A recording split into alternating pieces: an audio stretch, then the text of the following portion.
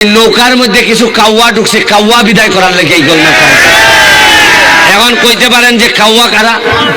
কাউয়া হইল নামে কয় শেখ হাসিনা, নামে কয় আওয়ামী লীগ, আর কামে বাগানবাসীর 5,000 টাকার থেকে 2,000 মাইরা দেয়। কাউয়া কেটা জানেন? কাউয়ায় ভোটের সময় কয় আমরা নৌকা লই আইছি, তাড়াতাড়ি ভোট দাও, আর আপনারা এখন রাস্তা বানাই দিবাইনি, কয় দিমু, এরপরে আর 5 বছর কোনো খবর রাখেন, এরারে কয় কাউয়া। মাননীয় সংসদ সদস্য, এই লাফালাফি বাড়াবাড়ি যে প্রধানমন্ত্রী বলেছেন, বক্তৃতা করেন, শেখ হাসিনার নামটা পর্যন্ত শালীনতার সঙ্গে উচ্চারণ করেন না। করেন হাসিনা হাসিনা, আমরা ছাড় দিচ্ছি, কিন্তু মনে রাখবেন বাড়াবাড়ি করলে ছেড়ে দেব। মাননীয় সদস্য জনাব সৈয়দ সাইদুল হক হবিগঞ্জ 4 সম্পূরক প্রশ্ন। কালকে আপনারা ফেসবুকে দেখছেন নি 100 কোটি টাকা, 196 কোটি টাকা মাইরা 2 বেটি জায়গা কানাডা কোর্টে লই আইছে। আমি ভিডিও অন করিয়া কইছি ওই যখন বেটি 2টা টাকা লই জায়গা, একদিনে 80 লাখ মানুষে দেখছে। এই ওসি আছে একলাইন ওয়ান্না জানেন এ আর ঢাকা শহরের সম্পদ কেউ মারতে না এর বিরুদ্ধে। আমি গিয়া কাগজ লিয়া গিয়া হয়েছে, আমি ওসির বিরুদ্ধে দাঁড়াইছি, তার তদন্ত, তার যদি সম্পদ পাওয়া যায় তার জেলে দেওয়া হোক। বাধ্য হয়েছে দুদক, দুর্নীতি দমন কমিশন আমার অ্যাপ্লিকেশনের উপর নিতে। আমার এই ওসি এমন কোনো ভাবে নাই তদবির করছে না, প্রেসার পর্যন্ত আমার দিছে। আরে আমি তো সোনারঘাট লিয়া খেলি না, আমি খেলি সারা বাংলাদেশের বিরোধিতা যারা করে এরার বিরুদ্ধে খেলি। আমি ওসিরে কইছি এটা ফেসারে খাম হইতো না রে ভাই, আমি সোনারঘাটের ফুলা, আমার সারা শরীরের মধ্যে মাংসের চেয়ে কইয়া করো, সর্বোচ্চ মারবাই এমনি আমারে। আর যারা মারতায় না এরা কিটা বাঁচবো না তা সারা জীবন। যারা ডরায় আপনারা, যারা কথা কইতে ডরায়, তারা কিন্তু আমার চেয়ে বেশি বাচ্চা লাগে না। আল্লাহ যদি আমার 1 লাখ দেখেন, 1000 লোক আমার মারতে চাইলে মারতে পারতো না। ভিতর থেকে কথা বার করুন, যারা 2 নম্বরই করে কথা বার করুন, নাইলে এমনি বাঁচতে না।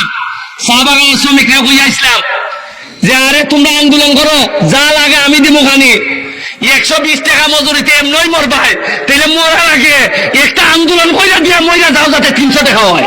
উন্নয়ন আমি আপনারা একটা কথা কইয়া যাইতাম চাই, খালি আমার আর মরলে উনকা আমার কোনো দুঃখ নাই, একটু কষ্ট লাগবো যদি উনকা মরি, আমার ছেলে মেয়ের লেগে কষ্ট লাগতো না। কষ্ট লাগবো যে আমি আমার সোনারঘাটটারে জায়গা মতো দিয়া দিতাম পারছি না। সর্বোচ্চ মারবাই এমনি আমারে, প্রতিদিন আমারে কইন তারা যে তোরা মারি লিবরে ফুট, তুই তো খালি সোনারঘাট তোর শত্রু না, তোর শত্রু লাগে দুনিয়ার সব মানুষ, বেশিরভাগ নেতারা আমার শত্রু।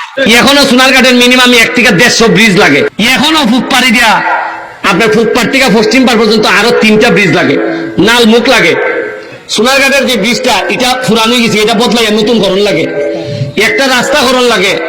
আপনার প্রতিটা রাস্তা বাইঙ্গা সুরমার, একটা বা 2টা দিলেও আমি চালাই নিতে পারবো মাননীয় মন্ত্রী। ধন্যবাদ।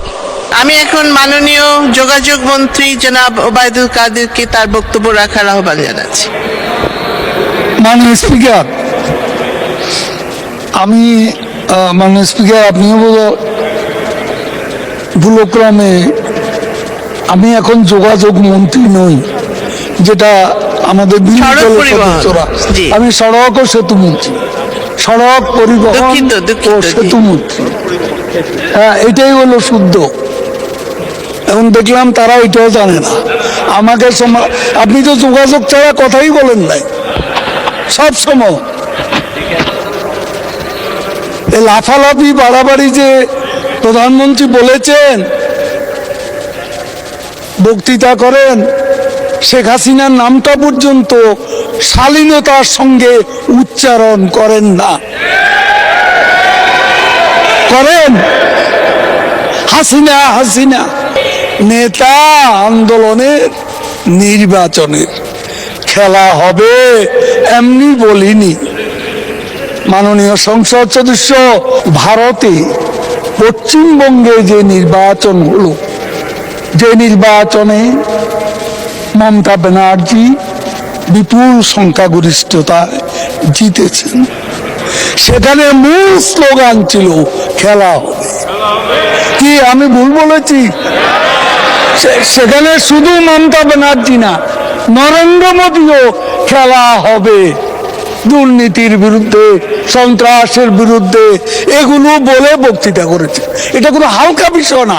রাজনীতিতে এই পলিটিক্যাল হিউমার আছে, তো পশ্চিমবঙ্গে তো কেউ বলেনি এ কথা। আর আমি কালকে বাড্ডা 1.5-2 লাখ লোকের সামনে বক্তৃতা করছি, সারা মাঠ খেলা হবে বলেছে। তাহলে জনগণ তো এটাকে অপছন্দ করছে না, আপনি কেন করছেন?